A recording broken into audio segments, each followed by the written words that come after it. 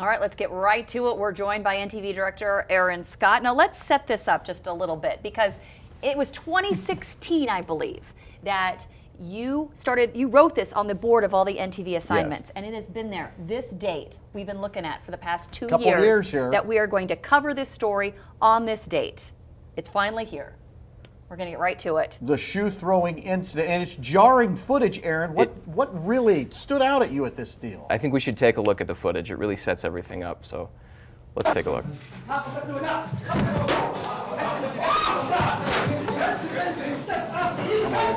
And at first, the president acted like, what's going on here? He almost had a smile on his face. If you actually look, he is smiling during the incident. With each dodge, as he ducks down, he's got a smile on his face. Yeah. And it really is. It's a jarring event where, I mean, make no mistake, in this situation, the President of the United States was assaulted overseas.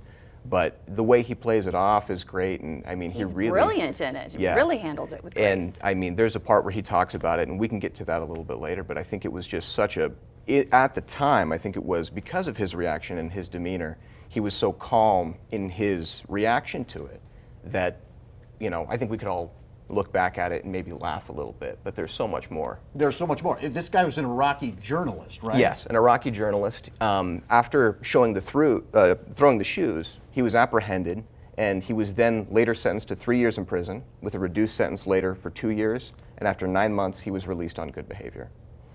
So this has been something that it has piqued your interest. One thing, you were noticing that people your age, they hadn't seen the video or known about it, so that was one reason why you wanted to take a look back. And also, I feel like you've had a little bit of growth in your interpretation, where maybe when you were younger, by 10 years, you took the video one way, now you see it as an adult. Right, and it's something, the way it originally came about that I dug back into this was there was a coworker we had, and we were talking about this incident for whatever reason, and this worker had never seen the video. So of course we have to pull it up and we have to look at it.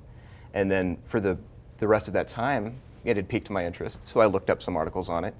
And the deeper I dug into it, there were so many fascinating aspects of it. And like you said, when I was younger, you know, when you're in high school and you see something like that, it's hard to not look just at the shoe throwing, but now that you're a little older and you can kind of look at things from a historical perspective, there's so much more to the incident. I want to go back to the shoe thrower, the Iraqi journalist. He's made a little money, made a little hay off this, hasn't he, Aaron? There was several news organizations in the Middle East contacted him after he was arrested, and one company in particular offered to hire him on and start paying him from when the shoe was thrown. From when the shoe was thrown. So although he was arrested and in prison, they were going to pay him for his time after the shoe was thrown. Yeah, little back pay. Leading up to this, you did some research, you and Bill, our editor back in the newsroom. Yes. So tell us what you guys did to try to get the most information on the story. Bill has been a great help, and he's led the way in a lot of ways as we've been looking into this. And Bill's been a great help? Oh, yes. Hold it up. So this is a letter from the office of George W. Bush. Bill ended up sending a letter to the former president, the 43rd president of the United States, George W. Bush, and we got this letter back from him that is signed by Logan Dryden Garner. Essentially, I'll paraphrase here, saying, thank you for inviting President Bush to talk to you about the 10-year anniversary of the shoe throwing. You guys invited him on NTV? Yes. Okay. And he's basically like, unfortunately, we're unable to accommodate your request. Oh. Thank you for your interest and understanding. There was also, we had spoken with NTV's very own Sydney Edwards, who on Twitter reached out to former White House Press Secretary Dana Perino on Twitter. We have not heard back from her at this time. During that incident, she was press secretary, and when the incident occurred and the shoe was thrown, as guards and Secret Service came on, a microphone stand was knocked over and she actually received a black eye, so she was injured in the event. So I know that today I saw on Twitter that she did tweet about it. Occasionally she'll talk about it, so I think it's a time that we can all kind of look back and remember, so it's interesting seeing this. In the moment, do you know how the president responded? The president was, to me it was really incredible looking back. I think regardless of what one's opinion might be on the president, it's hard to deny that his reaction was very professional. He handled it in a way that was somewhat comedic, but he was calm after having shoes thrown at him in Baghdad. Okay, I think we have it. Yeah, we got to take a look. So what if the guy threw a shoe at me? It is one way to gain attention. It's like going to a political rally and having people yell at you. It's a way for people to draw, attention. I don't know what the guy's cause is, but one thing is for certain: he caused you to ask me a question about him.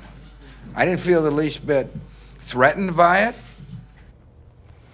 And there's something about his reaction that I think he spoke volumes to the idea of someone garnering attention, and the reality is that in the idea of what the effort was into making a free society, you'd hate to say something like this, but under a different regime 6 to 8 years ago, if it was Saddam Hussein, A different world leader that someone threw shoes at. Been completely different for that Wouldn't have had man that. and for his family. Yeah. Right, Aaron? and it's something to look at as whatever you'd want to say about whatever's happening in our world now, or what's going to be happening in our world 10 years from now, to say that we live in a society where we can, in some ways, have a free discourse, and we look at ourselves not only as journalists and as individuals, that we can have a discussion, we can do it in a civilized and professional way.